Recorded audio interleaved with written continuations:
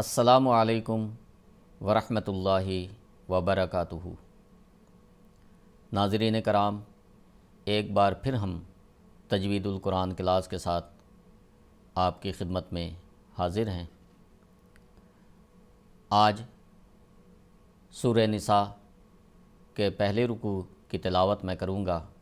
آج سے سورہ نساء شروع ہو رہا ہے اور ہر روز کی طرح چند ایک آیات کے ہم قواعد سمجھیں گے۔ تو آئیے ناظرین کرام، اب تلاوت شروع کرتے ہیں۔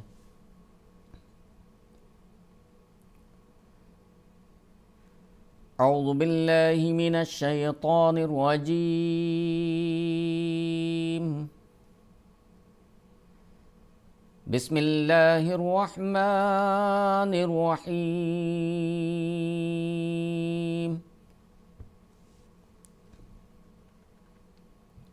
یا ایہا الناس اتقوا ربکم الذی خلقکم من نفس واحدہ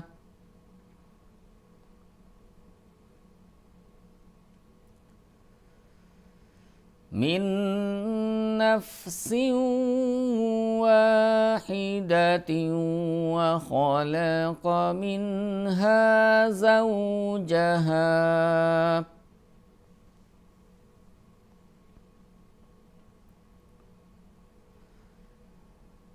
زوجها وبث منهما رجالا كثيرا ونساء،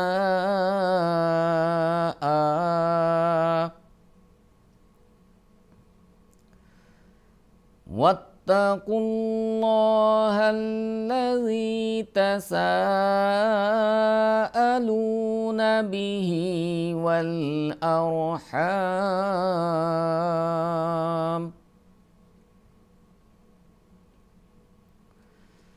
إن الله كان عليكم رقيبا۔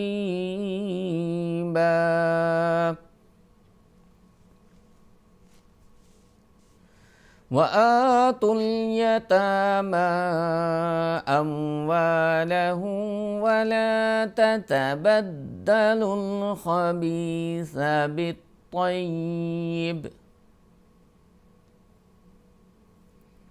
ولا تأكلوا أموالكم إلى أموالكم ولا تأكلوا أموالهم إلى أموالكم إنه كان حوبا كبيرا۔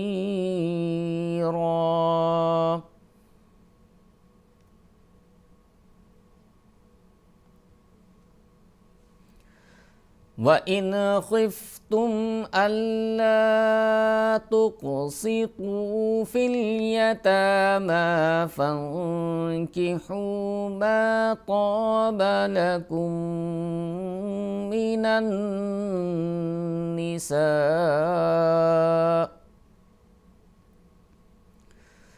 النِّسَاءِ مَثْنَى وَثُلَاثَ وَرُبَاعَ،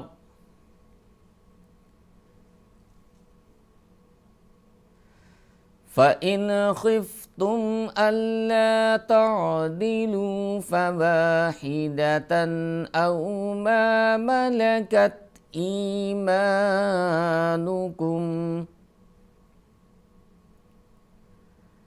ذَلِكَ أَدْنَىٰ أَلَّا تَعُولُوا۔ وَآتُوا النِّسَاءَ صَدُقَاتِهِنَّ نِحْلَةً، فَإِن طِبْنَ لَكُمْ عَن شَيْءٍ مِّنْهُ نَفْسًا فَكُلُوهُ هَنِيئًا مَرِيئًا.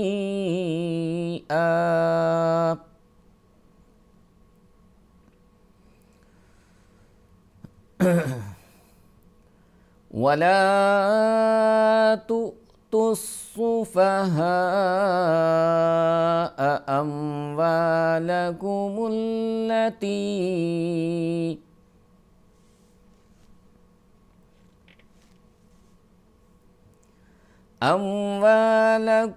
التي جعل الله لكم قياما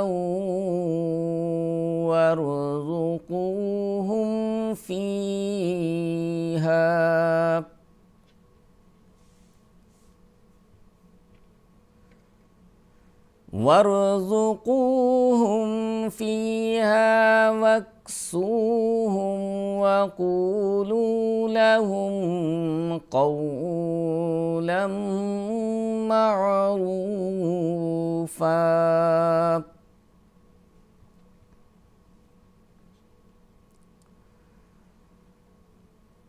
وابتلوا اليتامى حتى إذا بلغوا النكاح فإن آنستم منهم رشدا فادفعوا إليهم أموالهم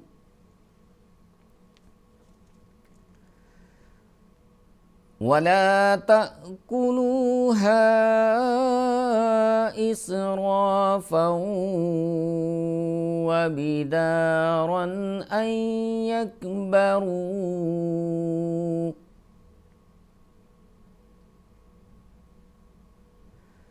ومن كان غنيا فليستعفف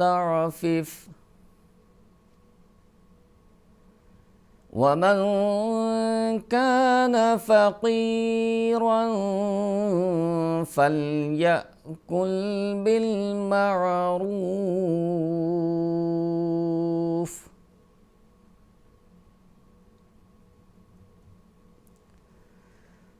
فإذا دفعتم إليهم أموالهم فأشهدوا عليهم وكفى بالله حسيبا.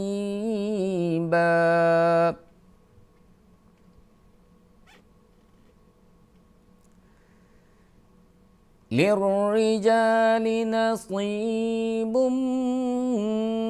مما ترك الوالدان والأقربون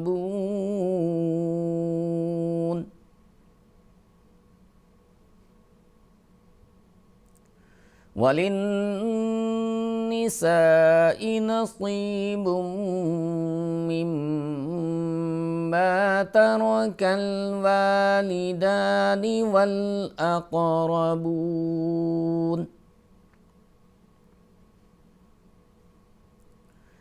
والأقربون مما قل منه أو كثر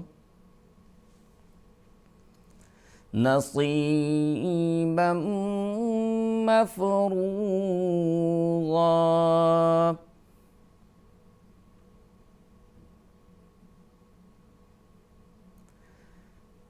وإذا حضر القسمة أولو القربى واليتامى والمساكين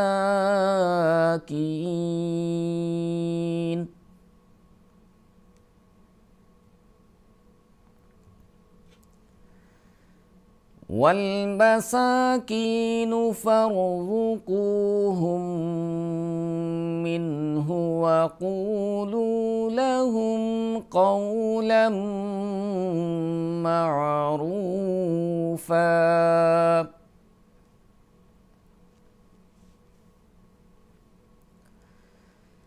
وَلْيَخْشَ الَّذِينَ لَوْ تَرَكُوا مِنْ خَلْفِهِمْ ذُرِّيَّةً ضِعَافًا خَافُوا عَلَيْهِمْ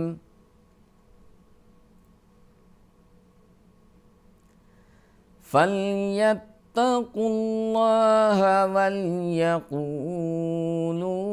قَوْلًا سَدِيدًا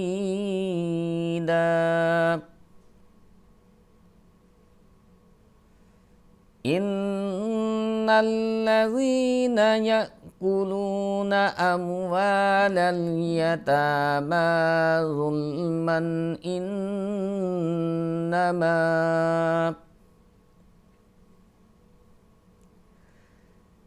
إنما يأكلون في بطونهم نارا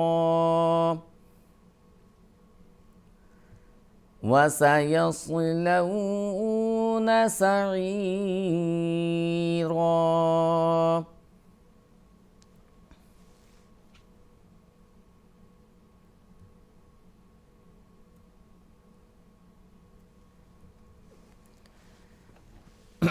آئیے ناظرین کرام، کچھ قواعد ہم سمجھ لیتے ہیں۔ یا ایھا الذین، یا پر مد کا نشان لمبا کیا جائے گا، تشدید کو اچھی طرح آواز کو ٹکا کر ادا کرنی چاہیے۔ جہاں کہیں جزم ہو یا تشدید ہو، چونکہ تشدید میں بھی پہلا حرف جزم ہی ہوتا ہے، ساکن ہی ہوتا ہے، اس لیے آواز جب جزم میں ہم ادا کریں تو آواز لڑکھڑانی نہیں چاہیے تاکہ ایک سے زائد حروف نہ ادا ہوں۔ نون مشدد، جب نون مشدد ہو تو نون مشدد پر غنہ ہوتا ہے، اور نون مشدد پر جب غنہ ہوتا ہے تو وہ اظہار کے ساتھ ہوتا ہے، اخفا کے ساتھ نہیں ہوتا۔ نون مشدد جہاں کہیں بھی ہو، جب کبھی بھی نون مشدد آئے تو یاد رکھیں کہ نون مشدد پر غنہ ہوگا، اور غنہ اظہار کے ساتھ ہوگا، اخفا کے ساتھ نہیں ہوگا۔ آگے چلتے ہیں۔ قاف پر کیا جائے گا اور را کو پر کریں گے۔ قاف پر حروف میں سے ہے، را پر زبر ہے، اس لیے را کو ہم پر کریں گے۔ اس کاف کو باریک ادا کیا جاتا ہے، کاف۔ زال کو نرم ادا کریں گے، خا پر ہوگا۔ قاف کو یہاں پر ادا کریں گے اور دوسری کاف کو باریک ادا کریں گے۔ میم مشدد، خلقکم، یہاں پر میم مشدد۔ میم مشدد پر بھی ہمیشہ جب کبھی نون یا میم مشدد ہو تو غنہ کیا جاتا ہے۔ آگے یہاں پر نون مشدد، اس پر بھی ہم غنہ کریں گے۔ نفس واحدۃ وخلق، خا پر قاف پر۔ منہا، یہاں پر چونکہ نون کے بعد حروف حلقی میں سے ہا ہے، اس لیے یہاں پر ہم نون کو غنہ نہیں کریں گے، یہاں نون بلا غنہ پڑھا جائے گا۔ زوجہ، زا کو ہم سخت ادا کرتے ہیں، زال کو نرم ادا کرتے ہیں اور زا کو سخت ادا کرتے ہیں۔ وبث، یہاں سا کو بہت ہی نرمی کے ساتھ اور باریک ادا کرتے ہیں۔ منہا، یہاں پر بھی نون ہم پر ہم غنہ نہیں کریں گے، چونکہ نون کے بعد حروف حلقی میں سے ہم ہا ہے، اس لیے ہم یہاں پر غنہ نہیں کریں گے۔ آگے چلتے ہیں۔ را کے نیچے زیر ہے، اس لیے اس کو ہم باریک ادا کریں گے۔ رجالن، یہاں پر غنہ کیا جائے گا چونکہ کاف حروف حلقی کے علاوہ ہے، حروف میں سے ہے، حروف حلقی کے علاوہ جو حروف ہے اس میں سے ہے۔ آگے چلتے ہیں۔ کثیروں، یہاں پر غنہ کے ساتھ، ادغام کے ساتھ غنہ کیا جائے گا، غنہ کرتے ہوئے اس کو ہم لمبا کرتے ہوئے ادغام کریں گے ونساء۔ یہاں پر یاد رکھیں کہ دو زبر آخر پر جب کبھی بھی دو زبر آئے، پہلے بھی میں نے کسی کلاس میں بتایا تھا، تو آخر پر جہاں ہم وقف کر رہے ہوں، جب ہم وقف کر رہے ہوں اور آخر پر دو زبر آ جائے تو اسے ایک الف کے برابر کھینچ کر ہم رکتے ہیں، ایک الف کے برابر اسے کھینچا جاتا ہے، لمبا کیا جاتا ہے۔ بے شک کہیں الف ہو یا نہ ہو، تو جہاں کہیں بھی دو زبر آخر پر آئے جہاں ہم نے وقف کیا ہے تو وہاں پر ایک الف کے برابر لمبا کیا جاتا ہے۔ تو ہم اس کو کیسے پڑھیں گے، میں آپ کو پڑھ کے تھوڑا سا بتاتا ہوں۔ رجالا کثیرا ونساء، اس طرح حمزہ کو لمبا کر کے ہم یہاں پر رکیں گے، لمبا کر کے وقف کریں گے۔ واتقوا اللہ، قاف پر اللہ کلام پر، اللہ کے لام سے پہلے چونکہ پیش ہے تو اللہ کلام ہم پر کریں گے۔ واتقوا اللہ الذی، زال کو نرم ادا کیا جائے گا، تسالون یہاں پر مد ہوگا، مد متصل ہے یہ، بہ والارحام، یہاں پر بھی جب ہم رکیں گے تو یہاں پر بھی لمبا کر کے رکیں گے۔ آگے چلتے ہیں، ان اللہ، اللہ کے لام کو پر کریں گے اور اس نون پر غنہ کیا جائے گا چونکہ نون مشدد ہے۔ کان، قاف کو نرم، علیکم رقیبا، اور یہاں پر بھی جب ہم رکیں گے، یہاں پر الف ہے، اس سے پہلے جب ہم ونساء پر ہم رکے تھے تو یہاں الف نہیں تھا، اور یہاں پر رقیبا تو یہاں پر الف ہے۔ تو جہاں کہیں بھی آخر پر دو زبر ہو، چاہے وہ الف ہو یا نہ ہو، جب ہم وقف کریں گے تو ہم ایک الف کے برابر اسے کھینچ کر وقف کریں گے، اسے کھینچ کر رکیں گے۔ تو یہاں کیسے ہم پڑھیں گے، میں ایک بار پڑھ کے بتاتا ہوں۔ ان اللہ کان علیکم رقیبا، اس طرح سے ہم آخر پر کھینچ کر وقف کریں گے۔ تو ناظرین کرام، آج کے لیے بس اتنا ہی، انشاءاللہ اگلے ایپیسوڈ میں پھر ملاقات ہوگی۔ السلام علیکم ورحمۃ اللہ